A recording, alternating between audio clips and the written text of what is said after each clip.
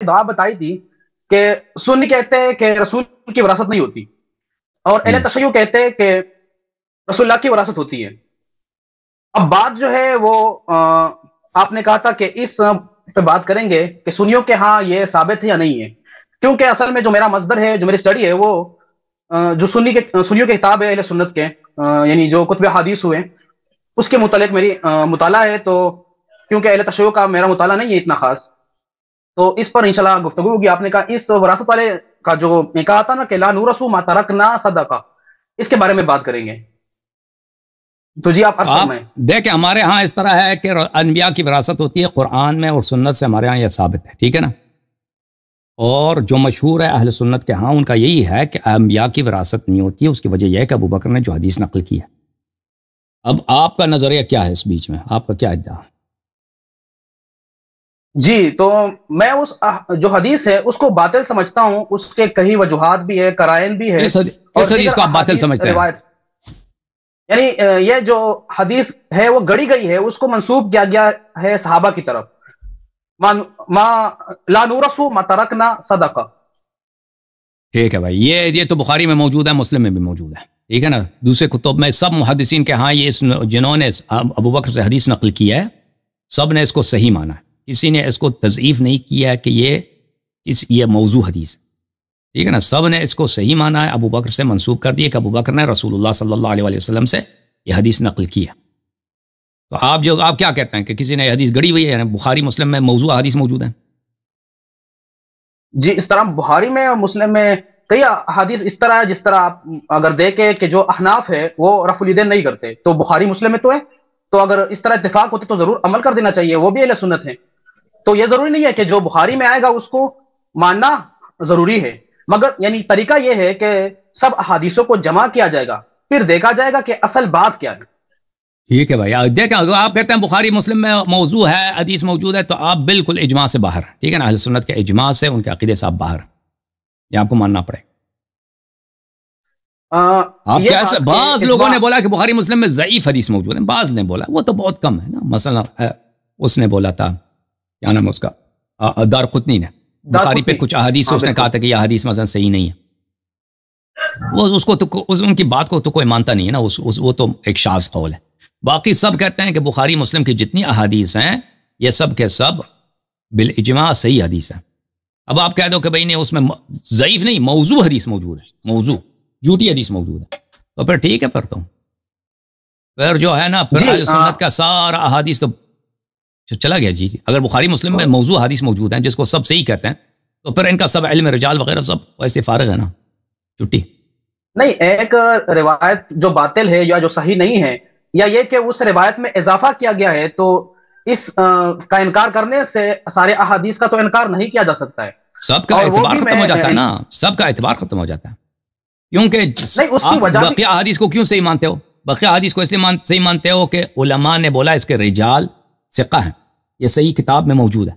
اب وہی علماء کو آپ کہتے ہیں کہ ان کو اتنا تمیز نہیں ہے کہ وہ بھائی جس کتاب کو ثقہ کہہ رہے تھے اس میں نہ صرف ضعیف حدیث بلکہ اس میں موضوع حدیث موجود ہے، اور جن علماء کو، جن روات کو یہ کہتے تھے کہ یہ معتبر ہیں، یہ ثقات ہیں، انہوں نے جھوٹی حدیث گڑھ کے رسول صلی اللہ علیہ وسلم سے نسبت دیا، اعتبار سب سے اٹھ جاتا ہے نا۔ بات یہ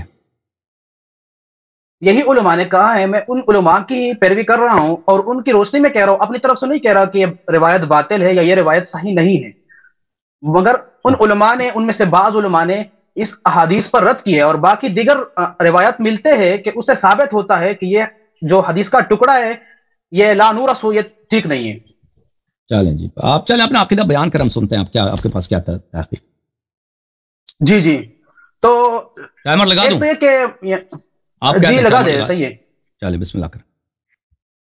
جی نحمدہ ونصلی علی رسول الکریم، اما بعد، اعوذ باللہ من الشیطان الرجیم، بسم اللہ الرحمن الرحیم۔ تو میں شروع میں عرض کر چکا ہوں کہ سنیوں کا عقیدہ کیا ہے اور اہل تشیع کا کیا ہے۔ میری جو سمجھ ہے، یعنی جو میں نے پڑھا ہے، وہ یہ ہے کہ انبیاء کی وراثت ہوتی ہے، لیکن بات یہاں پر تھوڑی سی مختلف ہے۔ رسول اللہ نے صلی اللہ علیہ وسلم جب وفات ہوئے تو اس نے کوئی مال نہیں چھوڑا تھا، اس طرح مال کہ جو تقسیم کیا جائے مابین ورثہ، اور جو حدیث ہے یعنی جو کہا گیا کہ لا نورث ما ترکنا یا معشر الانبیاء، شروع میں ایک روایت میں اضافہ بھی ہے کہ انبیاء کی وراثت نہیں ہوتی، یعنی مالی وراثت. اب ہم اگر اس احادیث کو دیکھیں جو فاطمہ زہرا کا ذکر ہے کہ وہ مطالبہ کرتی ہے یا کسی کو بیچتی ہے وراثت کے متعلق، تو وہ کس طرح ہے؟ اب اگر سنیوں کی بات مطلب یہ بات مان لیجئے کہ انبیاء کی وراثت نہیں ہوتی، تو اس سے یہ لازم آتا ہے بدیع النظر میں کہ فاطمہ زہرا خطا پہ تھی، نعوذ باللہ، کیونکہ نبیوں کی وراثت ہوتی نہیں ہے تو وہ وارث ہے ہی نہیں، تو کس طرح وہ مطالبہ کر سکتی ہے؟ دوسری بات یہ ہے کہ اکثر علماء نے یہ توجیہ بیان کی ہے کہ وہ نگرانی مانگتی تھی، یعنی ولی بننا، کہ اس کے ہاتھ میں اختیار آ جائے.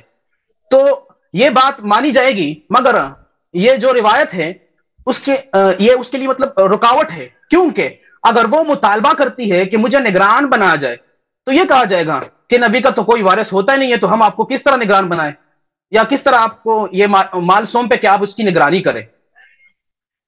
تو یہ تو ہو گیا لاجیکل منطق.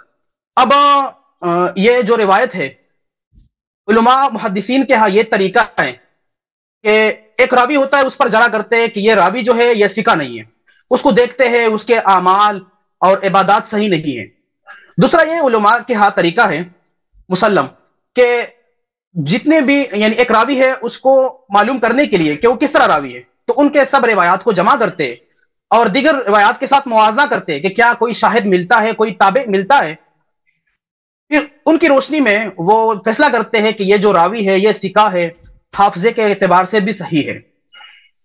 اب یہ جو روایت ہے کہ لا نورث ما ترکنا صدقہ، اس کو روایت کرنے والا جو اس میں راوی ہے وہ ہے ابن شہاب زہری، اور وہ نقل کرتا ہے مالک بن اوس یا اوس الحسان سے. اب یہاں پر جو کڑی ہے اس میں متفرد جو ہے وہ مالک بن اوس ہے، اور وہ یہ کہتا ہے کہ وہ مجلس تھی اور مجلس میں پھر یہ کہا گیا کہ انبیاء کی وراثت نہیں ہوتی، جو مال چھوڑتے ہیں وہ صدقہ ہوتا ہے. تو اس کے بارے میں صرف میں ایک جرح و تعدیل کے امام ہیں ابن خراش، محمد بن یوسف بن عبد الرحمن ابن خراش، اس نے یہ کہا ہے کہ یہ روایت باطل ہے، اور وہ اس نے تہمت لگائی ہے مالک بن اوس پر کہ اس نے یہ روایت گڑی ہے. اسی وجہ سے یہ روایت صحیح نہیں ہے کہ انبیاء کی وراثت نہیں ہوتی. دوسری بات یہ کہ اس کا حدیث کو روایت کرنے والے جو ہیں وہ ابن شہاب زہری ہیں، اور ابن شہاب زہری کے بارے میں بدیع النظر میں تو یہ ملتا ہے کہ وہ ثقہ ہے، وہ روایت کرنے والے میں مطلب بڑے امام ہیں. لیکن جب میں نے مطالعہ کیا اور اس کے بارے میں سرچ کیا تو بات یہ ہے کہ تھوڑی سی سینسرشپ ہوتی ہے، اس کے پر جو جرح ہوئی ہے اس کو نقل نہیں کیا گیا ہے. اگر جس نے نقل بھی کیا ہے تو اس جو ناقد ہے اس پر یہ تہمت لگایا گیا ہے یا یہ کہا گیا ہے کہ آپ تو حنفی ہے، یہ گالی دی گئی ہے. تو ابن شہاب زہری خود شخصیت کے اعتبار سے صحیح نہیں ہے، اس پر بہت زیادہ جرح ہوئی ہے مختلف اعتبار سے، اور اس کے روایت کا اعتبار نہیں کیا جا سکتا ہے کہ وہ متفرد ہو. اور دوسری بات یہ کہ احناف کے ہاں اور اکثر اصولیین کے ہاں یا متکلمین کے ہاں یہ اصول ہے کہ ایک قطعی ہے، قطعی دلالہ ہے یا قطعی ثبوت ہے. جو قطعی ہے اس کی جو اس میں تخصیص یا اس کی جو نسخ ہے وہ مشہور سے ہوگی یا اسی طرح خبر متواتر سے ہوگی. تو یہ تو خبر واحد ہے، تو اس سے ہم کس طرح تخصیص کر سکتے ہیں؟ اس کے بعد اگلی پوائنٹ یہ ہے کہ ایک دفعہ میں بات بول گیا سے تخصیص کی بات تو میں نے کر دی. اب اگر دیگر روایات میں دیکھا جائے تو انبیاء کی وراثت ہوتی ہے. اب یہ کہ اکثر روایات میں نے پڑھے ہیں، سمجھے ہیں. اب پہلی میں جو روایت پیش کرتا ہوں مختصر سا، وہ ہے حضرت علی رضی اللہ تعالیٰ عنہ کا قبول اسلام کے متعلق. اس کو نقل کیا ہے خصائص علی میں، حدیث نمبر 66 ہے. سنن نسائی، امام نسائی نے نقل کیا ہے سنن الکبریٰ میں، اور یہ خصائص جو علی ہے اس کو الگ کیا گیا ہے. اس میں یہ ہے کہ رسول اللہ صلی اللہ علیہ وسلم نے بنی ہاشم کے لیے دعوت کیا، اس کو بلایا، اس کو کھلایا اور اپنے معجزات ظاہر کیے. پھر اس پر دعوت اسلام پیش کیا. جب اسلام کی دعوت پیش کی تو کہا گیا کہ کون میرا وزیر بنے گا، میرا بھائی بنے گا، میرا صاحب بنے گا اور میرا وارث بنے گا. تو حضرت علی کرم اللہ وجہہ علیہ السلام اٹھے اور کھڑے ہوئے، یعنی قبولیت اسلام کے لیے. لیکن اس نے اشارہ کیا کہ نہیں، آپ رکیے ذرا.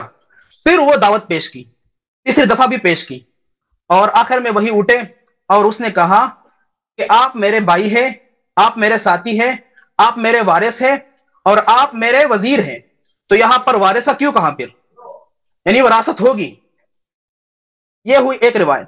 دوسری روایت جو ہے وہ حضرت زید بن حارثہ کے متعلق ہے. یعنی عرب میں یہ کلچر تھا کہ وہ منہ بولے بیٹے بناتے تھے.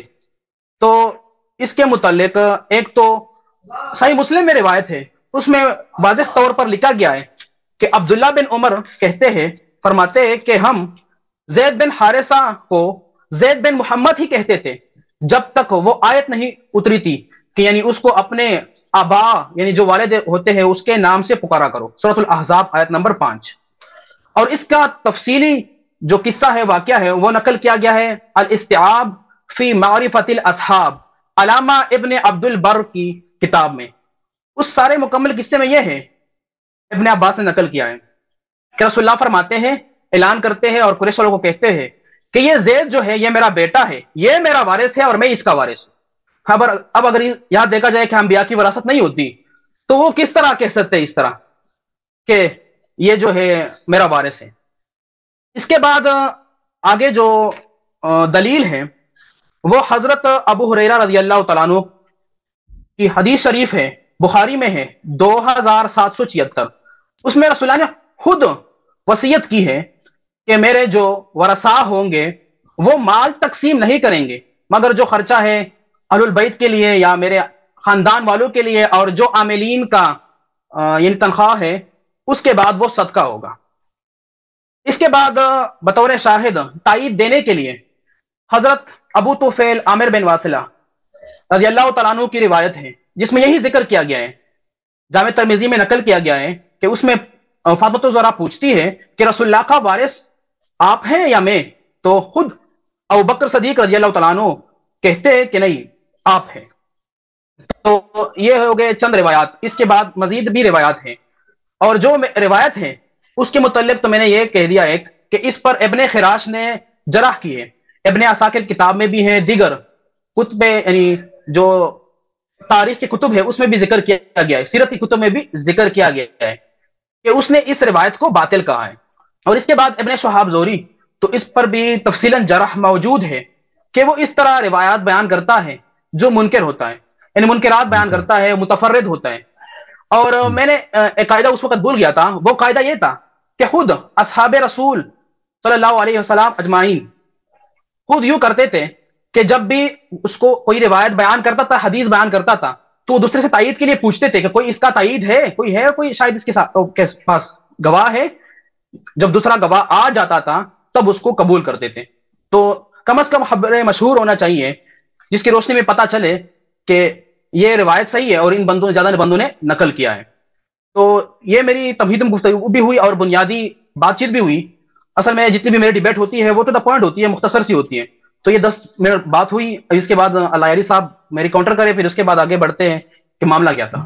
دیکھ ہمارا کاؤنٹر یہ ہے، بسم اللہ الرحمن الرحیم. میرے محترم بھائی کہ آپ کی بات بالکل صحیح ہے کہ حدیث جھوٹ ہے، لیکن ہمارا آپ سے اختلاف یہ ہے کہ اس جھوٹ کو کس نے تہمت باندھی ہے رسول صلی اللہ علیہ وسلم پر. آپ کہتے ہیں کہ مالک ابن اوس ابن حدثان نے اس موضوع حدیث کو جوڑا ہے، اور آپ کے لیے آپ کے پاس کوئی دلیل نہیں ہے اس بات پر کہ وہ اس نے بولا ہے، صرف سوائے ابن خراش کے. ابن خراش خود ثقہ نہیں ہے اس معاملے میں کہ وہ اس سے پوچھا گیا ابن خراش سے کہ کیا تم اس حدیث کو مانتے ہو کہ یہ باطل ہے یا نہیں؟ وہ کہتا میں کہتا ہوں باطل ہے. اس نے کہا کہ اس کو فلان فلان فلان نے روایت کی ہے، تو کس کو متہم کس کو بناتے ہیں؟ اس نے کہا مالک ابن اوس ابن حدثان کو میں اس پہ میری تہمت ہے کہ اس نے بنایا. لازمی بات ہے وہ ابو بکر کو نہیں کہہ سکتا، کیونکہ جس معاشرے میں وہ رہتا تھا وہ ابو بکر کو متہم نہیں کر سکتا تھا کہ ابو بکر نے ایک جھوٹی حدیث گڑھی ہے.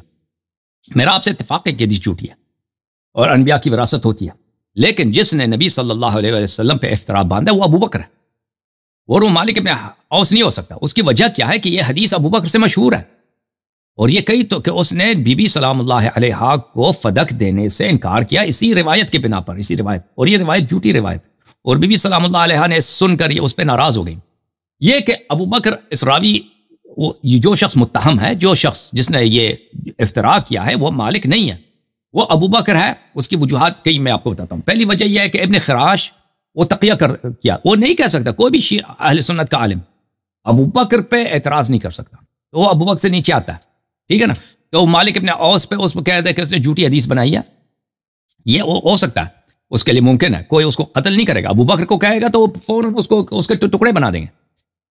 ابو بکر اس روایت کا بنانے والا ہے. پہلی وجہ یہ کہ اس کی خلافت باطل ہے. پہلی وجہ کہ اس نے اتنی جھوٹی، رسول اللہ صلی اللہ علیہ وسلم نے اتنے بار بار کہا کہ میرے بعد امام علی علیہ السلام خلیفہ ہیں، تو اس سب کو، ان سب نصوص کو پیچھے دھکیل کے کہا کہ میں خلیفہ ہوں، اس پہ خلافت پہ کوئی نص ہی نہیں ہے، ٹھیک ہے نا. تو ایسا شخص کے لیے جو جھوٹی طور پہ خلیفہ بن سکتا ہے، اس کے لیے ایک جھوٹی حدیث بنانا کون سی مشکل بات ہے. دوسری بات یہ ہے کہ حضرت زہرا سلام اللہ علیہ آخر تک غضبناک رہی ابو بکر پر، اور آخر تک ان سے گفتگو نہیں فرمایا ابو بکر پر. یہ غضب خود واضح طور پہ دلالت کرتی ہے. اس کے علاوہ یہ کہ ابو بکر نے یہ روایت کی ہے، یہ کئی طرق سے ثابت ہے، اس کے علاوہ بھی طرق سے ثابت ہے. کتاب طبقات ابن سعد میں، کتاب اللہ آپ کا بلا کرے بخاری میں، عائشہ سے جب ازواج نے کہا کہ ہمیں میراث دیا جائے، تو عائشہ نے ان کو ڈانٹا ہے کہ تمہیں پتہ نہیں کہ رسول صلی اللہ علیہ وسلم نے فرمایا کہ ہماری میراث نہیں ہوتی. تو عرض یہ ہے کہ مالک ابن اوس کو آپ متہم نہ کریں، اتہام کو صحیح جگہ، صحیح ایڈریس پہ لے کے جائیں. ابو بکر، یہ ابو بکر تھا جن کو ابو عمر تھے، یہ لوگ، ان کی حکومت تھی، ان کو لالچ تھا فدق کے جاگیر پر، کیونکہ فدق ایک بہت وسیع علاقہ ہے، اس کی آمدنی بہت زیادہ تھی. رسول صلی اللہ علیہ وسلم اپنے حکومت کے اور مسلمانوں کے خرچے اسی فدق سے چلاتے تھے اکثر. اگر ان کو فدق مل جائے تو یہ اب حکومت، کیونکہ ابھی وہ نبی صلی اللہ علیہ وسلم کی جو عمارت ہے، جو ہے حکومت ان کو ملی ہے، ان کے پاس بجٹ ہوگا. اگر نہیں ہوگا فدق ان کے پاس، فدق کی آمدنی ان کے اپوزیشن پارٹی کے ہاتھ میں ہوگا. اپوزیشن پارٹی کون ہے؟ اہل بیت طاہرین، امام علی علیہ السلام. اور اگر امام علی علیہ السلام کے پاس اتنی بڑی جاگیر ہو، اتنی بڑی آمدنی ہو، تو لازمی بات ہے کہ وہ لوگ بھی ان کے ساتھ مل جائیں گے، وہ بہت ساری چیزوں کو فائنانس کر سکیں گے، اور ایک بہت پاورفل اور طاقتور اپوزیشن پارٹی کی حیثیت سے ظاہر ہوگی. اس لیے ان لوگوں نے فدق پہ قبضہ کرنے کی فدق پہ قبضہ کی، اور اس کی تصحیح کے لیے کہ بھئی یہ میراث ہے، اور نبی صلی اللہ علیہ وسلم کی ذاتی پراپرٹی ہے، ان کی میراث نہیں ہوتی، تو وہ صدقہ ہم اس کو لے لیتے ہیں، ٹھیک ہے نا. مالک ابن اوس کو اس طرح جھوٹی حدیث بنانے کی کوئی ضرورت ہی نہیں ہے، اور وہ ثقہ ہے. بخاری میں اس کا حدیث بے شمار موجود ہے، مسلم میں اس کا حدیث بے شمار موجود ہے، اور کتب اربعہ میں. اور اس کو عرض کروں میں آپ کی خدمت میں، اس کی جرح میں جو اس کی جرح ہے نہیں، سوائے یہی ابن خراش کی جو آپ نے نقل کی ہے نا. بعض لوگ تو یہاں تک کہتے تھے کہ وہ صحابی بھی ہے، ٹھیک ہے نا، لیکن بعض نے کہا کہ نہیں، وہ صحابی نہیں ہے، لیکن وہ نبی صلی اللہ علیہ وسلم کے زمانے کو پا چکا ہے، یعنی بہت پرانا تابعی ہے. اور وہ جو ہے نا بخاری اور مسلم کے جو روات ہیں اہل سنت کے، وہ تو سب ثقہ ہیں.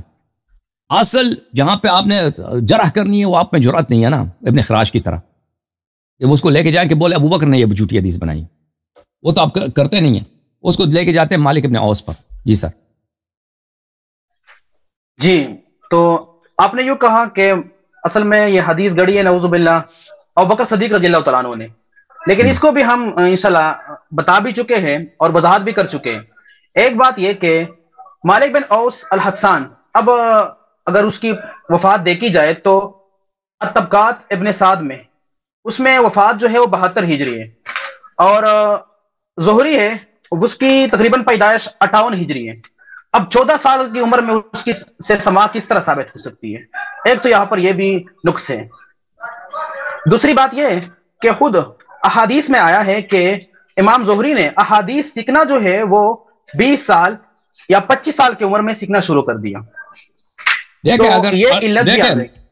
بھائی، یہ مالک کے علاوہ بھی مروی ہے نا، یہ تو عروہ سے بھی روایت ہے، ابن شہاب نے عروہ سے. دیکھیں یہ بخاری کی حدیث ہے، بخاری یہاں پہ حدیث نمبر 3092، اس میں مالک ہے ہی نہیں، اس کے سند میں مالک نہیں ہے. دیکھیں کہاں یہ ان صالح ان ابن شہاب ان اخبرنی عروہ ابن زبیر ان عائشہ، مالک ہے ہی نہیں. ان فاطمة علیہ السلام ابنۃ رسول اللہ صلی اللہ علیہ وآلہ وسلم سألت ابا بکر بعد وفاة رسول اللہ صلی اللہ علیہ وآلہ ان يقسم لها میراثها مما ترک اللہ مما فعل اللہ علیہ فقال ابو بکر لا نورث ما ترکنا صدقہ. اس میں مالک ہے ہی نہیں. ختم بات. مالک کو آپ کیسے تہمت لگاتے ہیں؟ تو مالک پہ لگاؤ نا، ابو بکر پہ. جی جی آپ نے اور بھی میں ڈھونڈ لوں، میں دیکھ لوں اور بھی مل جائے گا، بغیر مالک کے بغیر یہ طرق مل جائیں گے. جی سر بولیں. جی جی اس میں روایت کرنے والا امام زہری ہے. تو مالک کے بعد میں امام زہری پر بھی آ رہا تھا کہ امام زہری جو ہے دونوں جھوٹ ہیں. جی جی دونوں نے جھوٹ بنایا. اصل میں نے بنیاد بھی بتائی ابھی امام زہری کے متعلق، کیونکہ میں اپنے علم کے مطابق ہی بات کروں گا جو مجھے اطمینان بخش ہو اور صحیح بھی ہو، دوسرا بھی مانے، جنون بھی ہو، لاجک پہ بھی مبنی ہو. ابن شہاب زہری کے بارے میں ایک تو یہ کہ جو سید التابعین ہے سعید بن مسیب، اس کے سامنے آ گیا کہ ابن شہاب زہری تو یوں نقل کرتا ہے کہ جو خلیفہ وقت ہوتا ہے اس کو ہم قسم نہیں دلا سکتے. اس کو نقل کیا گیا ہے، جو حوالہ ہے اکمال التہذیب الکمال، اس میں نقل کیا گیا ہے. جلد نمبر غالباً 6 ہے اور اس کا جو صفحہ ہے وہ 75 ہے. نہیں یہ تو یہ خواب والا ہے. جی آگے آ رہا ہے تو وہی میں ریفرنس بتا دوں گا، آگے آ جائے گا. تو اس میں یہ ہے کہ وہ کہتا ہے کہ خلیفہ کو ہم قسم نہیں دلا سکتے، اور یعنی لا تناشد لفظ استعمال ہوئے. پھر وہ رد کر دیتا ہے کہ جو امام زہری ہے وہ خود نقل کرتا ہے کہ رسول اللہ صلی اللہ علیہ وسلم کو قسم دی گئی تھی، اور وہ جو تھے وہ بھائی تھے امر، یہ نقل کرتے اس نے خزاعہ کے بھائی، اس نے یہ کہا تھا اللہم انی ناشد محمدن صلی اللہ علیہ وسلم، واسطہ دیا تھا. تو ہم کس طرح وہ یعنی واسطہ نہیں دے سکتے ایک خلیفہ کو کہ رسول اللہ کو دیا جا سکتا ہے. اور اس پر لعنت کی کہ لعنت اللہ علی ابن شہاب. کیا اس نے یہ روایت نہیں سنی ہے؟ اور میں نے جب سرچ کیا ابن شہاب زہری پر کیا، سعید بن مسیب نے، پتہ چلتا ہے کہ ہاں سعید بن مسیب نے، کہ یہ روایت تو جھوٹی ہے. خود بیان کرنے والا بھی ہے کہ رسول اللہ کو واسطہ دیا گیا ہے، قسم دی گئی ہے، اور یہ خلیفہ کو واسطہ نہیں دیا جا سکتا ہے. اس کو نقل کرنے والا جو ہے جو تاریخ ہے المعرفۃ والتاریخ للفصوی، اس میں نقل کیا گیا ہے. جلد 1 ہے، صفحہ جو ہے 557 ہے، اس میں اس کو نقل کیا. اور میں نے اس کو مزید سرچ کیا تو طبقات ابن سعد میں بھی تھا، اور امام بلازری کتاب میں بھی مطلب اس کو سے بھی پیش کیا جا سکتا ہے، اس میں بھی نقل کیا گیا تھا. تو ایک تو یہ کہ یہ سید تابعین نے اس کو کہا کہ اس کے استاد بھی تھے کہ آپ ملوک کی وجہ سے، اس کی صحبت کی وجہ سے کیا کرنے لگے ہو. ایک بات. دوسری بات یہ کہ یہاں پر نقل کیا گیا مکحول، یہ تابعی ہے، اور اس نے کہا کہ ای رجل ہوا لولا، یعنی کتنا اچھا شخص ہوتا، لولا افسد نفسه بصحبت ملوک، کہ کاش یہ اپنے نفس کو فاسد نہ کر دیتا، بیکار نہ کر دیتا ملوک کی صحبت کی وجہ سے. اور یہ بھی کہا گیا کہ یہ تو اس طرح جراب ہے، تیلا ہے، کہ اندر سے کوکلا ہے اور باہر سے پھینک دیا گیا ہے ملوک کی صحبت کی وجہ سے. اور اس کے بعد خود ابن معین نے بھی اس پر جرا کی ہے کہ لیسا بسکا، یہ سکا نہیں ہے، اور اس کو جرنیل بنایا گیا تھا، یا الخراج، الخراج یعنی مختلف لفظ آئے ہیں نا، کہ جو عامل ہوتا ہے جو ٹیکس وصول کرتا ہے وہ سنبھال کرنے کے لیے. تو اس نے غلام کو بھی مارا اور وہ مر گیا.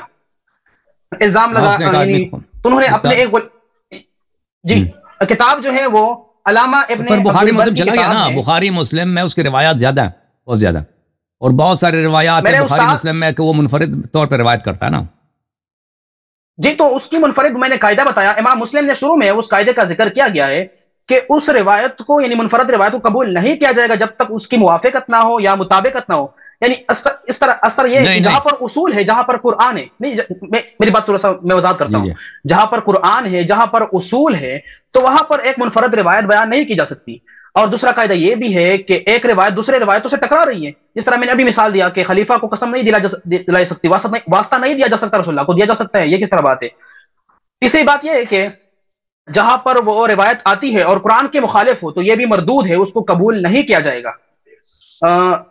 اب ابن شہاب زہری کے بارے میں یہ بھی ہے کہ یہ یہاں پر جو روایت آپ نے بیان کی عروہ ابن زبیر، وہ یہ عموماً اس سے بھی اس نے تدلیس کیا ہے. خود فتح الباری میں ابن حجر نے نقل کیا ہے کہ وہ جو سنتا ہے اس کو اس نے سکپ کیا ہے اس بندے کو، اور اس نے ڈائریکٹ عروہ سے نقل کیا ہے. اور اس کے متعلق بھی کلام کیا گیا ہے کہ کیا اس نے جو روایتیں سنی ہیں وہ عروہ سے وہ صحیح یا غلط ہے. صرف بخاری اور صحیح مسلم مجموعہ احادیث نہیں ہے، اس کے علاوہ بہت ہی زیادہ احادیث کا مجموعہ ہے. صرف یا کتب ثمانیہ یا کتب ستہ ہو گیا یا صحیحین سنن اربعہ، اس کے علاوہ بہت زیادہ کتابیں ہیں. تو اس میں بھی روایات آئی ہے، جس طرح آپ بھی پیش کرتے ہیں ابھی جو آپ نے کہا طبقات ابن سعد ہو گیا، چاہے وہ تاریخ کی طرح یعنی کتاب، اس میں بھی روایات تو آئے ہیں. ایک بات یہ ہوئی. دوسری، اس کے متعلق کئی جرح موجود ہے کہ وہ تدلیس بھی کرتا تھا، ارسال بھی کرتا تھا، اور یہ کہ اس سے کی سب سے بڑی بیماری جو تھی کمزوری، وہ کیا تھا؟ وہ ادخال کرتے تھے روایت میں ادراج، اپنی طرف سے بات کو ڈال دیتے تھے، جو عموماً اس کو شاذ بولتے ہیں. ادراج شاذی کی طرح ہوتا ہے. یعنی ادراج یہ کہ ایک روایت صحیح ہے لیکن اس میں اضافہ ڈال دیا گیا، کسی اور کی روایت ہے، کسی اور کی بات کلام ہے، اس میں داخل کر دی، یا ایک دو روایتوں کو جمع کر دیا، ایک صحیح ایک ضعیف ہے. تو اس نے کئی ادراجات کیے ہیں. اور یہی جو فاطمۃ الزہرا علیہ السلام، جی بولے جی وہ روایت غضبناک ہوئی، اس میں بھی یہ منفرد ہے. اس کے بعد عمر بن عبدالعزیز کے ہاں واقعہ ہے، اس کو بھی نقل کیا گیا ہے، قبول اخبار و مغفرت الرجال. اس میں یہ ہے کہ عمر بن عبدالعزیز نے کیا کیا، اس کو اپنے فوج سے نکال دیا، اس لیے کہ یہ حضرت علی کا تان کرتا تھا، اس کو حضرت علی رضی اللہ تعالیٰ عنہ علیہ السلام کی عزت کرتا تھا، اس کو نکال دیا.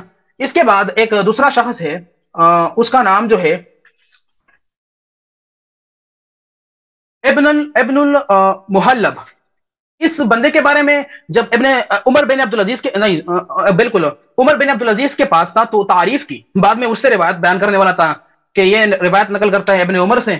تو اس نے کہا تم دنیا پرست ہو، تو دنیا کے پیچھے بھاگتے ہو، آج کل کیا کہہ رہے تھے، آج کیا کہہ رہے ہو. تو یہ اس طرح بندہ ہے کہ اس کا اعتبار نہیں کیا جا سکتا ہے. اور یہی میں نے عامر کی بات بھی کہہ دی کہ اس نے ایک بندے کو قتل کر دیا ہے. تو ہمارے ہاں جب روایت میں آ جاتا ہے کہ اس نے چوری کی ہے یا حدیث چراتا تھا، اس نے وہ برائی کی ہے، تو بالکل روایت کو قبول ہی نہیں کیا جا سکتا تھا. اسی وجہ سے یہ امام زہری جو ہے متفرد ہے، منفرد ہے، اس کی روایت بھی قبول نہیں کی جا سکتی، کیونکہ اس نے یہ روایت بیان کی ہے، گڑی ہے، یا جہاں سے اس نے نقل کیا ہے، اس بندے کو سکیپ کیا ہے، تدلیس کیا ہے، چھپایا ہے. تو ہمیں پتہ ہے کہ اس میں تدلیس کی بیماری بھی ہے، اور اس کو ابن فتح الباری کے جو مصنف ہے ابن حجر عسقلانی نے اس کو تیسرے درجے کے مدلسین میں رکھا ہے، اور اس کی روایت وہ قبول نہیں کی جاتی، اور اس کا ارسال بھی وہ بالکل صحیح نہیں، مطلب قابل قبول نہیں ہے. تو یہ چند یعنی وہ میں نے اس پر جرح آپ کو ذکر کر دی کہ یہ امام زہری جو ہے وہ قبول. جی اب میں آپ کو بتاتا ہوں. زہری جو ہے نا، جہاں تک زہری کا تھا، ہمارے نزدیک تو ثقہ نہیں ہے، ہم تو اس کو ثقہ نہیں مانتے، لیکن آپ لوگوں کے علماء کے ہاں بالاجماع وہ ثقہ ہے. یہ مسلم ہے، دیکھو مسلم، صحیح مسلم، ادھر دیکھو، یہ حدیث نمبر 1647 کے ذیل میں خود مسلم کے الفاظ ہیں، وَلِلزُّهْرِ نَحْوٌ مِّن 90 حَدِيثًا يَرْوِيهِ عَنِ النَّبِيِّ صلی اللہ علیہ وآلہ لَا يُشَارِكُهُ فِيهِ أَحَدٌ بِأَسَانِيدَ جِيَادٍ. ایک حدیث کو نقل کرتا ہے زہری سے، ٹھیک ہے نا. اس کے بعد کہتا ہے کہ زہری کے 90 ایسے احادیث ہیں کہ سب کے حدیث صحیح ہیں، رسول اللہ صلی اللہ علیہ وسلم سے مروی ہے، کہ اس کو کسی اور نے روایت ہی نہیں کی ہے، 90 کے قریب کسی نے اور نے روایت، اور سب صحیح ہیں، ٹھیک ہے نا. تو یہ کہ اگر اس کی وہ مسلم کے ہاں اس طرح ہو کہ زہری کے حدیث کے لیے شاہد کی ضرورت ہے، اس طرح نہیں. مسلم کے ہاں اگر زہری کی کوئی حدیث نقل کرے، اس کا کوئی شاہد بھی نہ ہو، تابع نہ ہو، پھر بھی وہ صحیح ہے. اسی طرح بخاری کے ہاں اور سب مصنفین کے ہاں، محدثین کے ہاں. آپ جو باتیں بتاتے ہیں نا کہ اس کے جرح وارد ہوئی، یہ تو بہت زیادہ ہے. وہ شیخ بخاری اور مسلم سے ان کے روات میں کہ ان کے شان میں جرح وارد ہوئی، جرح پہ کوئی توجہ نہیں دیتا نا. یہ پہلی بات. دوسری بات آتے ہیں یہ کتاب البحر الزخار مسند البزار، یہاں پہ جو 16 ملاحظہ کریں، یہاں پہ صفحہ نمبر 80 میں، ایک منٹ، صفحہ نمبر 80، معاف کیجیے گا، البحر الزخار،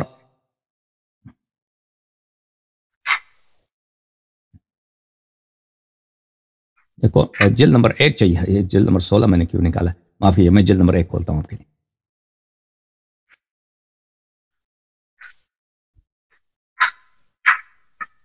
یہ مسند بزار ہے، جلد نمبر 1، جلد نمبر 1، یہاں پہ صفحہ نمبر 80 میں حدیث ملاحظہ کریں.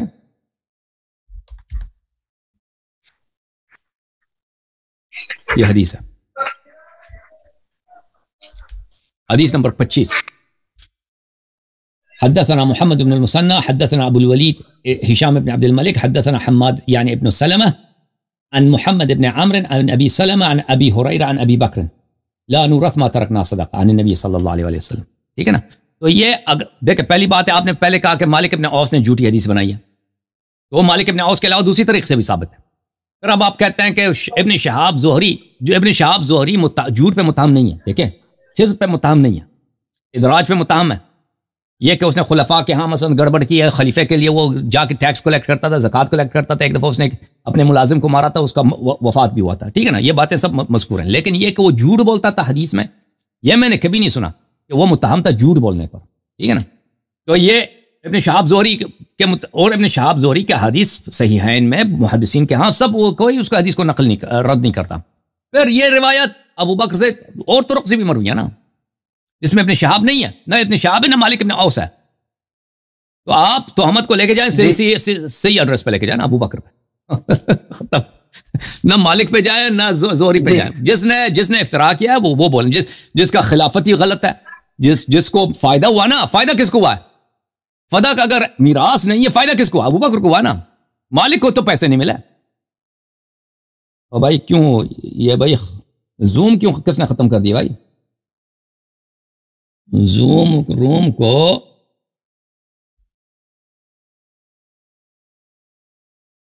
یہ غلط بات ہے بھائی. کہتا تھا کہ مجھے ہوسٹ بنا دو نا, وہ منڈا اس کو ہوسٹ بنا دیا تو اس نے زوم ہی اڑا دیا.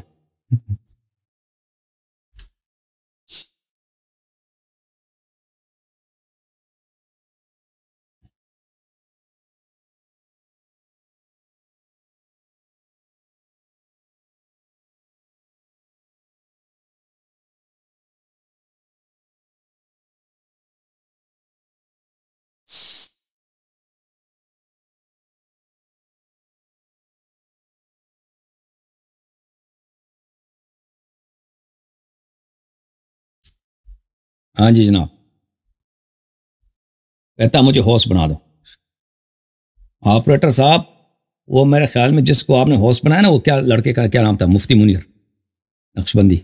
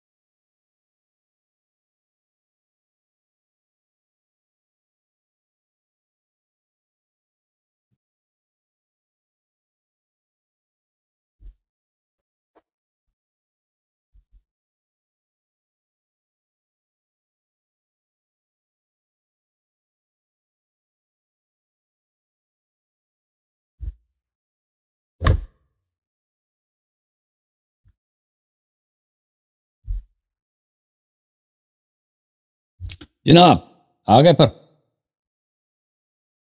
جی حاضر ہوں. جی سر, 1 منٹ کے لیے کچھ پرابلم آ گئے تھے. جی سر بولیں. جی تو آپ عرض کر رہے تھے, میں عرض کروں؟ میں عرض کر رہا تھا نا کہ وہ دیکھیں مالک ابن اوس, وہ اس پہ آپ نے ہاتھ اٹھا دیا میرے خیال میں, کہ وہ تو اس کا آپ نہیں ثابت کر سکتے کہ اس کو کوئی منفعت ہوا ہو فدق کی وجہ سے. مالک ابن اوس جو ہے وہ سب کے نزدیک ثقہ ہے, اور یہ حدیث مالک ابن اوس کے علاوہ دوسروں سے بھی مروی ہے. ابن شہاب نے عروہ سے روایت کی. آپ پھر گئے ابن شہاب پر, محمد ابن مسلم ابن شہاب زہری پر, کہ اس نے وہ متہم ہے بھائی, اس پہ جھوٹ کا اتہام کسی نے نہیں لگایا کہ یہ جھوٹا ہے حدیث میں. اوکے اچھا, مدلس ہوگا یہ الگ بات ہے, مدلس اور ہے, جھوٹ بنانا اور ہے, ادراج کرنا الگ بات ہے, جھوٹ بنانا الگ بات ہے. تو یہ بھی نہیں لگتا. پھر عرض یہ ہے کہ ابن شہاب زہری کے علاوہ دوسری طریق سے بھی میں نے آپ کو دکھا دیا کہ یہ حدیث مروی ہے. تو اب آپ اس کو سیدھے لے کے جائیں صحیح ایڈریس پر. ابو بکر نے, جس کو فائدہ ہوا اس حدیث سے, جس نے فدق پہ قبضہ کیا, فدق کی درآمد اس کی جیب میں گئی ہے نا, ابو بکر صاحب, وہ اس کو بولے. جی تو میں جی عرض کرتا ہوں میں اب, کہ آپ نے کہا کیا نام ہے, مالک بن اوس الحسان, اس کے متعلق ایک تو یہ کہ اس کو صرف 2 بندوں نے سکہ کہا ہے. ایک بندہ جو ہے وہ ابن شہاب زہری ہے جو عروہ سے نقل کرتا ہے کہ عروہ نے اس کو یعنی صدوق کہا، ایک بات یہ ہوئی۔ دوسری بات یہ کہ اس کو ثقہ کہا ابن خراش نے، لیکن ابن خراش نے خود کہا کہ اس کی یہ روایت جو ہے باطل ہے۔ اور وہاں پر اگر دیکھا جائے کہ محفل لگی ہے، مجلس لگا ہے، اور کتنے زیادہ اصحاب بیٹے ہیں، یعنی مولا عمر جو ہے وہ یرفع وہ آتا ہے، اور کوئی بھی مجلس بیان کرنے والا یعنی جو روایت ہے وہ روایت کرنے والا نہیں ہے، صرف مالک بن اوس ہے۔ ایک بات تو یہ ہوگی۔ دوسری بات یہ کہ آپ نے کہا کہ ابن شہاب زہری اس میں نقص ہوگا، تو نقص کے بارے میں میں نے یہ کہا کہ جب اس پر لعنت کی گئی، کیوں کی گئی؟ کہ اس نے ایک جھوٹی روایت بیان کر دی، اور اس نے کیا کہا کہ دوسرے روایتوں پر پیش کر دیا کہ یہ کیا ہے، صحیح نہیں ہے۔ اور اس کے بعد آپ نے ایک قاعدہ بیان کر دیا کہ امام مسلم نے کہا ہے کہ اس کے منفرد روایات ہے، اور اس میں اس کی روایت لی گئی ہے، لیکن امام مسلم کیا خود یہ قاعدہ ہے کہ وہ عزیز روایت لیتے ہیں، جس کو دو بندوں نے نقل کیا وہ ایک تابع بھی لے کے آتے ہیں، ایک شاہد بھی لے کے آتے ہیں، چاہے سے کمزور سا کیوں نہ ہو، تائید دینے کے لیے۔ وہ منفرد روایت کو عموماً اکثر قبول نہیں کرتے ہیں۔ کون قبول نہیں کرتا؟ بخاری میں منفرد بہت ہے۔ نہیں، امام مسلم کی بات کر رہا ہوں۔ مسلم میں بھی منفردات بہت ہیں۔ نہیں، وہ اصل میں نا وہ دوسرے شواہد سے ثابت ہوگا کہ وہ روایت صحیح ہے، یعنی شاہد ہوگا، اگر شاہد نہیں ہوگا تو تابع ہوگا۔ اور اگر یہ کہ منفرد روایت ہے، نہ قرآن کی مخالف ہے نہ احادیث کا مخالف ہے، تو وہ روایت قبول کی جائے، کیونکہ اگر مخالفت میں نہیں ہے تو وہ قبول کی جائے، اگر مخالفت میں ہے تو وہ شاذ ہے۔ دیکھیں میں آپ کو بتاتا ہوں کہ بخاری مسلم کے جو روایات ہیں،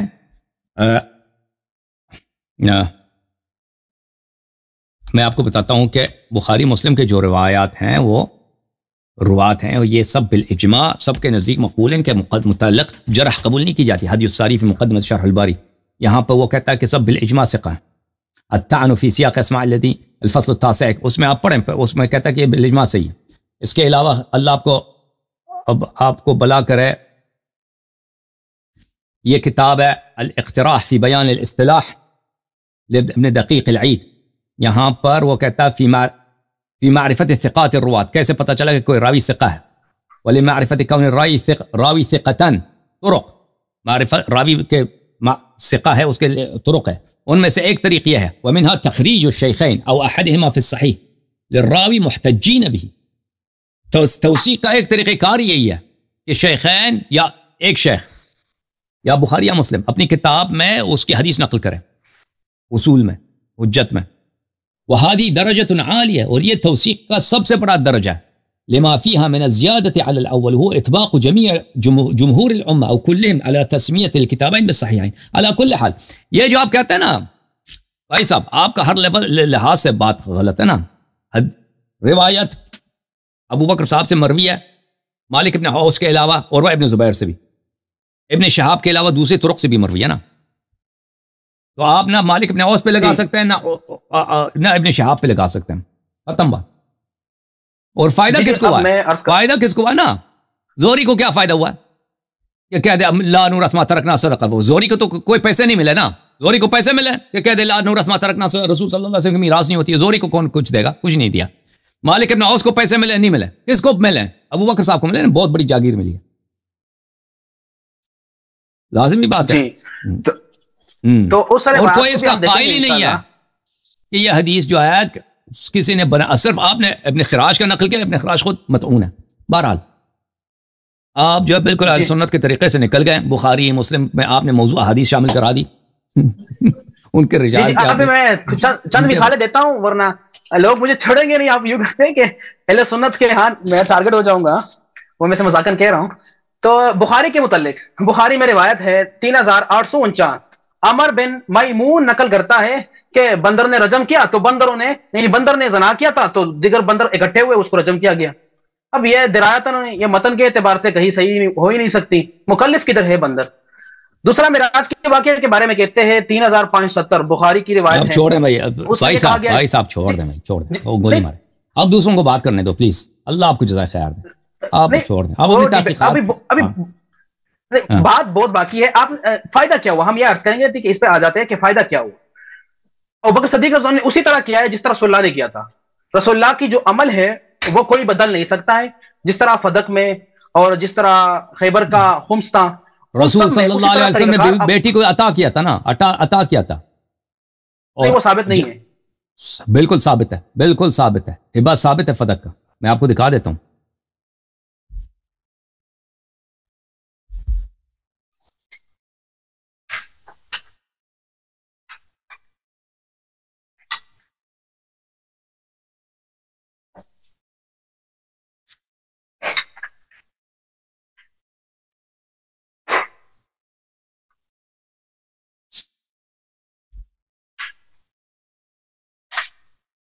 ملاحظہ کریں میرے محترم ناظرین، یہ قرآن کی آیت ہے سورۃ الاسراء میں، وآت ذی القربى حقہ، ذی القربہ کو، رشتہ داروں کو ان کا حق دے دو. تفسیر القرآن العظیم ابن ابی حاتم رازی کی، یہاں پر اس کے مقدمے میں وہ خود مصنف فرماتا ہے کہ سألنی جماعت من اخوانی، میرے بھائیوں کے ایک گروہ نے مجھ سے مطالبہ کیا اخراج تفسیر القرآن مختصراً باصح الاحادیث، قرآن مجید کا میں ایک تفسیر میں لکھ دوں، روایی تفسیر، حدیثی تفسیر، صحیح ترین اسانید کے ساتھ، صحیح کہ نہیں، صحیح ترین کے ساتھ، وحذف الطرق والشواہد والحروف والروایات، سند وغیرہ حذف کروں تاکہ مختصر بن جائے.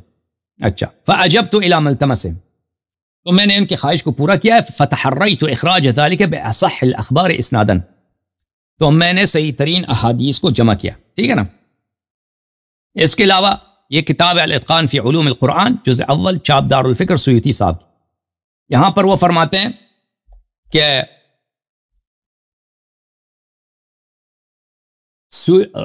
ابن جریر جو ہے سدی سے اس نے بہت سارے روایت کیا، ابن مالک و ابی صالح ابن عباس اور دوسروں سے.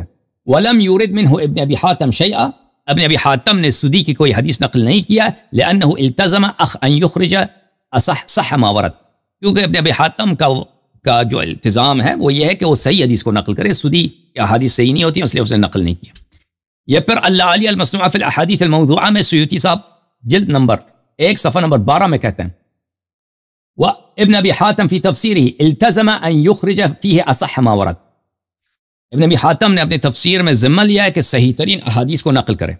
اچھا، جب یہ پتہ چلا میرے محترم ناظرین، یہ کتاب تفسیر الدر منصور تفسیر بالمعثور سیوطی صاحب کی، جزء خامس، چاپ دار الفکر، یہاں پر سورۃ الاسراء کے ذیل میں نقل کرتا ہے، ملاحظہ کریں.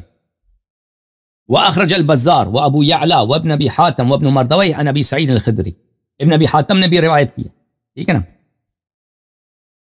ابو سعید الخدری سے. لما نزلت هذه الآية وآت ذا القربى حقه دعا رسول الله صلی اللہ علیہ وسلم فاطمة فأعطاها فدك، جب اس آیت کا نزول ہوا ہے تو رسول صلی اللہ علیہ وسلم نے فاطمہ سلام اللہ علیہا کو بلایا، اس کو فدق عطا کیا. اچھا، فدق عطا ہوا ہے، رسول صلی اللہ علیہ وسلم کا یہی سیرہ ہے. پھر رسول صلی اللہ علیہ وسلم کے بعد دیکھیں فدق کیا بنتا تھا، فدق میراث بنتا تھا. آپ خود کہتے ہیں میراث ہے، کیونکہ یہ ثابت ہے کہ فدق جو ہے رسول صلی اللہ علیہ وسلم کا ذاتی ملک تھا. اگر عطا بھی نے نہیں بھی کہتا نا تو میراث بنتا ہے، آپ خود کہتے ہیں میراث بنتا ہے. تو ابو بکر کو روکنے کی کوئی وجہ نہیں تھی، وہ فوراً میراث بن جاتا تھا. تو ابو بکر کو یہ حق نہیں تھا کہ اس پہ قبضہ کر لے. آپ خود کہتے ہو کہ وہ میراث ہے، یہ تو ثابت ہے کہ فدق جو تھا خالص ملک تھا، پیغمبر کا ذاتی پراپرٹی تھا. تو حدیث موجود ہے کہ انہوں نے حیات میں عطا کیا تھا نا، حیات میں. اس کو حدیث کو چھوڑ بھی دیں، میراث میں تو آپ خود مانتے ہو میراث بنتا ہے، پھر بات یہ ختم ہے. ابو بکر نے کیسے اس پہ عمل کیا تھا؟ رسول صلی اللہ علیہ وسلم کی سنت پر کوئی عمل نہیں کیا. جی، تو میں انشاءاللہ 5 منٹ 10 منٹ لوں گا اس کا، آپ کا کاؤنٹر تفصیل کروں گا. بھائی صاحب دوسروں کو ٹائم دے دو بھائی. جی سر، میں اس طرح پہلی بات ہے لانورث ما ترکنا صدقہ، اس کا مفتری کون ہے؟ مفتری اس کا آپ نے ثابت نہیں کیا کہ ابن شہاب ہے یا دوسرا ہے. میں نے دکھا دیا کہ مختلف طرق سے ابو بکر کی طرف جاتی ہے نا، تو آپ کیوں نہیں کہتے کہ ابو بکر نے یہ افترا کیا؟ وہ ابھی میں بیان کرتا ہوں کہ ابو بکر نے کیا کیا، کیا اس نے اس طرح کیا، کیا مخالفت کی یا صحیح کیا. ابھی ایک اس نے جب بولا نا، یہ تو ثابت ہے کہ اس نے بولا کہ نبی صلی اللہ علیہ وسلم کی میراث نہیں ہوتی. آپ ابن شہاب پہ نہ ڈالیں نا، مالک ابن اوس پہ نہ ڈالیں، خود ابو بکر پہ ڈالیں کہ اس نے یہ رسول صلی اللہ علیہ وسلم سے نسبت دی. ابن شہاب کو کیا فائدہ پہنچتا ہے جھوٹی حدیث بنانے کا؟ جس کو فائدہ پہنچتا ہے اسی نے بنایا نا. جی، اب میں عرض کرتا ہوں مکمل، آپ کے سب جوابات دوں گا انشاءاللہ. ایک تو آپ نے ایک روایت پیش کر دی ابو ہریرہ سے، جس سے نقل کرتا ہے ابو سلمہ. وہ روایت بھی صحیح نہیں ہے، کیونکہ اس میں راوی ہے محمد بن عمر بن علقمہ بن وقاص. وہ یہ کرتا ہے کہ جو مرسل روایت ہوتی ہے وہ بیان کرتا ہے، بعد میں مرفوع بنا دیتا ہے، یعنی ارسال کو ختم کر دیتا ہے، مرفوع کر دیتا ہے. تو کون ہے اس میں؟ کون ہے اس میں؟ محمد بن عمر بن علقمہ. ہاں، اس پہ یہ تان ہے. اسی وجہ سے اس کی یہ روایت صحیح نہیں ہے. ایک بات. دوسری بات یہ کہ میں نے کہہ دیا کہ اس کو کیا فائدہ ہے. تو ابن شہاب زہری جو تھے وہ بنو امیہ کے دور میں، یعنی عمر بن عبدالعزیز کے بعد جو یہ ابن حجر نے بھی اس کے حدیث کو مقبول قرار دیا، ذہبی نے بھی اس کو کیا قرار دیا، اس کو اس کی توثیق کیا، ٹھیک ہے نا. اور جو آپ کہتے ہیں کہ اس کے متعلق جرح ہے تہذیب الکمال میں، تو اس کی کوئی جرح نہیں ہے. محمد ابن عمرو ابن علقمہ کی، ابن وقاص اللیثی المدنی، اس پہ تو کوئی لکھا ہے نا جو ایک منٹ صدوق له احکام قال ابو حاتم قال النسائی وغیرہ لیس به بأس. اس کو ابن معین نے بھی اس کی حدیث جو ہے نا بخاری میں بھی موجود ہے، مسلم میں بھی موجود ہے، ترمذی، نسائی، ابن ماجہ سب نے اس کی حدیث کو حجت مانا ہے. محمد بن عمرو بن علقمہ ابن وقاص اللیثی جرح تعدیل میں چلیں. اس نے جی وہ جو یہ جو راوی ہے اس سے اگر بخاری مسلم نے لیا ہے نا تو ابو حاتم نے کہا صالح الحدیث یکتب حدیثه وهو شیخ، نسائی نے کہا لیس به بأس، وقال في موضع آخر ثقة. یہ سب تہذیب الکمال کی میں سنا رہا ہوں. قال ابو احمد ابن عدی له حدیث صالح. موطا میں مالک نے کہا وارجو انه لا بأس به، ٹھیک ہے نا. جی ابھی یہاں میرے سامنے ہے اس کے کئی مطلب کتابیں، الجرح و تعدیل کتاب بھی، الثقات بھی ہے، الکامل بھی ہے، تہذیب الکمال بھی ہے، تقریب بھی ہے. ان سب سے میں نے جرح کو جمع کیا ہے. اس میں ایک ہے کہ ابن معین نے اس کو ضعیف کہا ہے. نہیں ہے، یہ کسی اور کا آپ پڑھ رہے ہیں، اس کا نہیں ہے. محمد ابن عمرو بن علقمہ اس میں نہیں ہے. نہیں، اس میں یہی ہے نا. ایک تو یہ التاریخ الکبیر لابن ابی حیثمہ، اس میں 3142 نمبر روایت ہے. اس سے کے بعد اگلا ہے، اس میں یہ ابو بکر سے اور طرق سے بھی مروی ہے نا، ابو بکر سے اور طرق سے اس کے علاوہ بھی ہے ابو بکر سے. میں نے اس سب کو جانچا ہے، پڑھا ہے. وہ اس میں کیا ہے، ضعیف روایت ہے. اب نہیں ہے بھائی، نہیں ہے. جس کو آپ ابھی ضعیف کہہ رہے ہیں نا، اس کے متعلق یہ ضعف نہیں ہے. ابھی میں نے جو دیکھا ہے میرے سامنے تہذیب الکمال ہے، اس کے سب توثیق ہے. اللہ کو جزائے خیر دے. التاریخ الکبیر لابن ابی حیثمہ، اس میں جو ہے جلد نمبر 2 صفحہ جو ہے 322.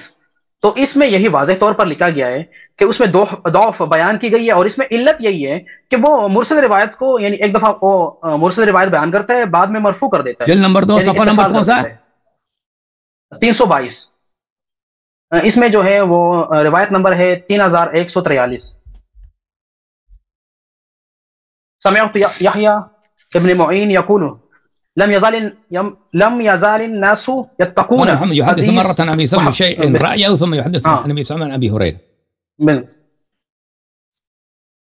تو اس نے یہی روایت ابو ہریرہ سے نقل کیا ہے. اور اس میں یہی اگر ٹھیک ہے، یہ ایک ہے نا. اس کے علاوہ اس کے مقابلے میں اگر دیکھیں اور بھائی میں آپ کو بتاتا ہوں، کوئی آپ کو ایسا راوی نہیں ملے گا کہ اس کے متعلق ایک جرح نہ ہو.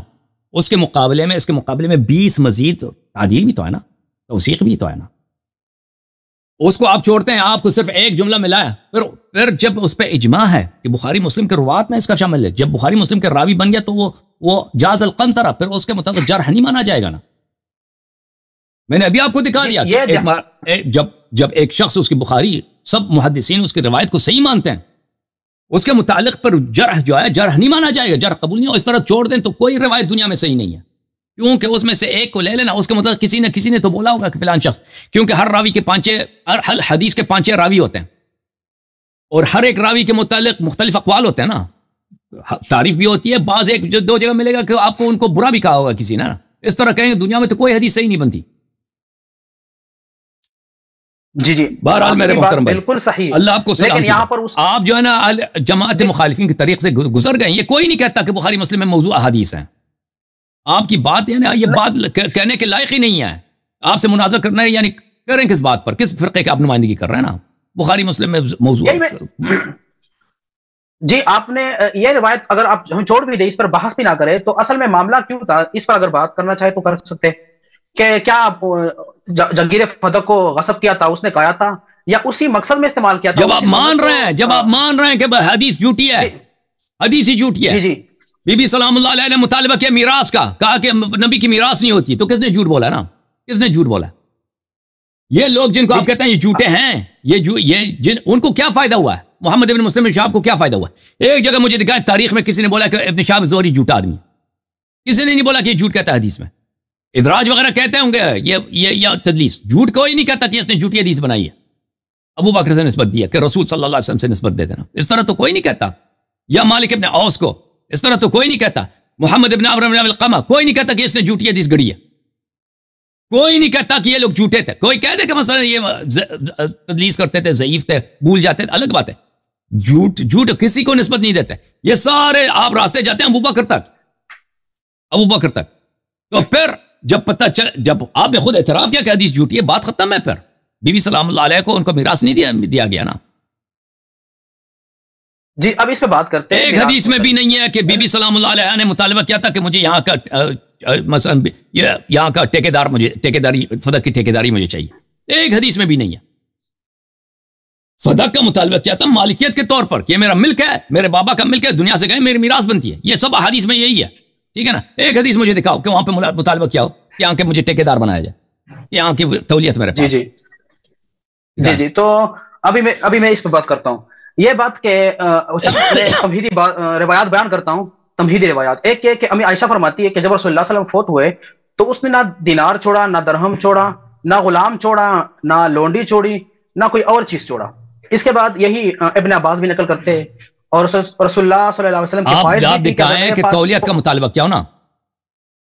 جی اس پہ آتا ہوں اس پہ آ رہا ہوں میں. ایک بات جب عائشہ کا عقیدہ ہی ہے, یہ اس کے والد نے روایت کیا کہ اس کی میراث ہی نہیں ہوتی, تو لازمی بات ہے سب کچھ صدقہ ہے نا. اس کا کچھ نہیں بنتا. نبی صلی اللہ علیہ وسلم کو کوئی فقیر ترین آدمی تھا, کوئی چیز نہیں تھا اس کے پاس. ان کے عقیدے کا مطالبہ یہی بنتا ہے کہ مر جاتا ہے اس کی ملکیت نہیں ہوتی تو کوئی کچھ نہیں چھوڑتا نا. آپ یہ دکھائیں کہ تولیت ہے. بھائی کسی حدیث میں تولیت ہے کہ نہیں ہے؟ تمہیدی کو چھوڑ دیں, سب کا ٹائم آپ لے رہے ہیں. جی اگر آپ تولیت کی بات کریں گے جس میں مطالبہ کیا گیا تھا, وہ تو میں نے اس روایت کو میں نے ضعیف کہا کہ وہ اس میں یہی کہا گیا ہے کہ کسی حدیث میں نہیں ہے کہ انہوں نے کہا کہ مجھے تولیت چاہیے. مجھے بی بی حضرت فاطمہ سلام اللہ علیہ نے فرمایا کہ مجھے فدق کا تولیت بنا. ان کو تولیت کا کیا کام ہے بھائی؟ خواتین کا کوئی کام ہوتا ہے کہ کسی وہ مدینے سے باہر دور علاقے میں وہاں پہ جا کے وہاں پہ اس کا تولیت کا مطالبہ کریں. کوئی عقل اس کو تسلیم کرتا ہے؟ جی کسی حدیث میں ہے ہی نہیں بھائی. یہ بتائیں حدیث دکھائیں. جی ایک بات یہ ہے کہ میں نے کہا کہ رسول اللہ نے کچھ نہیں چھوڑا تھا, یہ مشہور حدیث ہے, ابن عباس وغیرہ سے بھی نقل کیا گیا ہے. دوسری بات یہ ہے کہ رسول اللہ نے جو فدق چھوڑا تھا یا جتنے بھی چیزیں چھوڑی تھی اس نے ایک طریقہ کار بنایا تھا, اور وہ یہ تھا وہ حدیث دکھائیں بھائی کہ بی بی سلام اللہ علیہ نے فرمایا. دیکھ آپ سب کا ٹائم نہ لیں پلیز. وہ حدیث دکھائیں کہ تولیت انہوں نے تولیت کا مطالبہ کیا. بسم اللہ. نہیں ہے نا حدیث؟ تو نہیں میں حضرت علی رضی اللہ عنہ گئے تھے, اتنے لوگ منتظر ہیں بھائی, لوگ دوسرے ادھر بیٹھے, میں ان کو بھی باری دینا ہے. ٹھیک ہے. علامہ ابن البر میں نقل کیا گیا ہے, سنن ابی داؤد میں بھی نقل کیا گیا ہے کہ عمر بن العزیز نے نقل کیا کہ یہ دونوں بندے گئے تھے حضرت عباس اور حضرت علی رضی اللہ تعالیٰ عنہم اجمعین, کہ انہوں نے مانگا تھا, کیا مانگا تھا؟ نگرانی مانگی, تولیت مانگی. یہ مسلم ہے بھائی, یہ مسلم کی حدیث ہے کہ میراث. عمر کا اپنا قول ہے کہ بھائی تو تم دونوں ادھر میراث مانگنے آئے ہو. مسلم میں حدیث موجود ہے, نگرانی کا نہیں تھا. یہ مسلم کی حدیث ہے, میں آپ کو دکھا دیتا ہوں کیوں ایسی باتیں کر رہے ہیں آپ. تو وہی اس میں تو مالک بن اوس نے بیان کیا ہے, ادراج کیا ہے زہری نے. ادراج ہر جگہ ادراج ہے بھائی زہری کا. اب یہ بتاؤ بھائی, میں آپ کو دکھا دیتا ہوں.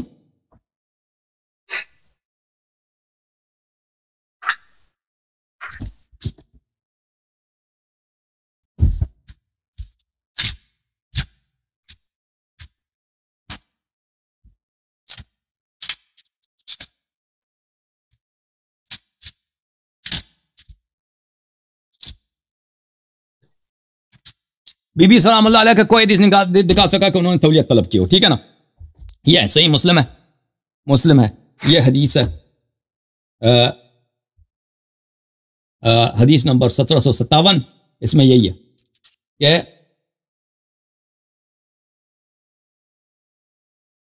کہ عمر کہتے ہیں کہ جب رسول صلی اللہ علیہ وسلم کی وفات ہو گئی ہے,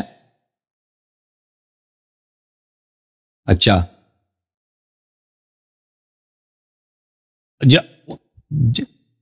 فجئتما تطلب ميراثك من ابن اخيك ويطلب هذا ميراث امرأتي من ابيها. جب نبی صلی اللہ علیہ وسلم کی وفات ہوئی ہے تو ابو بکر نے کہا کہ میں پیغمبر کا جانشین ہوں, تو تم آئے تھے اے علی اے عباس, تم اپنے بھتیجے کا میراث طلب کر رہے تھے اور یہ اپنی بیوی کا میراث طلب کر رہا تھا, اور اب بھی آئے ہو پھر بھی میراث طلب کرنے آئے, اب بھی میراث طلب کرنے آئے. ٹھیک ہے نا. یہ جو یہاں پہ حدیث ہے یہ خود عمر کا قول ہے کہ میراث طلب کرنے آئے تھے, تولیت طلب کرنے نہیں آئے تھے. اللہ آپ کو جزائے خیر دے بھائی صاحب, تھینک یو. کہ اگر آپ کو کوئی حدیث ملتا ہے کسی کو کہ بی بی حضرت فاطمہ سلام اللہ علیہ نے ابو بکر سے میراث طلب نہیں کیا, تولیت طلب کیا, یعنی ٹھیکیداری طلب کیا, فدق کی, وہ ہمیں دکھا کسی تاریخ میں ہے نہیں, علماء نے خود اپنے سے بنایا. جی جی آپ کے پاس تو کوئی نہیں نا. ابن عباس کی روایت ہے, مسند احمد میں بھی, دیگر کتب حدیث میں بھی ہے کہ وہ شروع سے اس کی تولیت نگرانی حضرت علی رضی اللہ عنہ کے پاس تھی, ابن عباس کے پاس بھی تھی, جھگڑا بھی ہوا تھا بار بار, اور جو چیز انہوں نے اہل بیت پہ خرچ کرنا تھا وہ وہی لے رہے تھے. یہی تو میں کہہ رہا ہوں شروع رسول صلی اللہ علیہ وسلم نے بی بی سلام اللہ علیہ کو عطا کیا تھا, بی بی سلام اللہ علیہ نے واپس اس کو نبی صلی اللہ علیہ وسلم کی تولیت میں رکھا تھا. نبی صلی اللہ علیہ وسلم بی بی کے اجازت سے اس سے اپنا خرچہ بھی چلاتے تھے, گورنمنٹ کا خرچہ بھی چلاتے تھے, اور اپنے اہل بیت کا بھی خرچہ چلاتے تھے. ٹھیک ہے نا. تو یہ بی بی سلام اللہ علیہ کی ملکیت تھی اور نبی صلی اللہ علیہ وسلم کے ہاتھ میں امانت تھی. نبی صلی اللہ علیہ وسلم کی جب وفات ہوئی ہے تو ابو بکر نے اس پہ قبضہ کیا. بی بی سلام اللہ علیہ نے کہا کیوں میرے وکلا کو میرے باغ سے نکالا, کہا کہ بھئی یہ تم لے کے آؤ, سند لے کے آؤ کہ یہ تمہاری ہے. جب سند وہ بی بی سلام اللہ علیہ نے شاہد لے کے آیا, کہتا ہے یہ تمہارا شوہر ہے, یہ تو میں مانتے نہیں. تو بی بی سلام اللہ علیہ نے کہا تو پھر میرا میراث تو ہے نا, میرے بابا کا ذاتی پراپرٹی ہے. یہ تو ثابت ہے تاریخ سے کہ ذاتی پراپرٹی ہے, ذاتی پراپرٹی ہے بھائی. اگر مر جاتا ہے, آپ والد مر جاتا ہے نا تو اس کے اولاد کو ملتا ہے میراث. آپ خود کہتے ہو کہ میراث ملتا ہے, بات ختم ہے نا بھائی. اللہ کو جزائے خیر دے پلیز.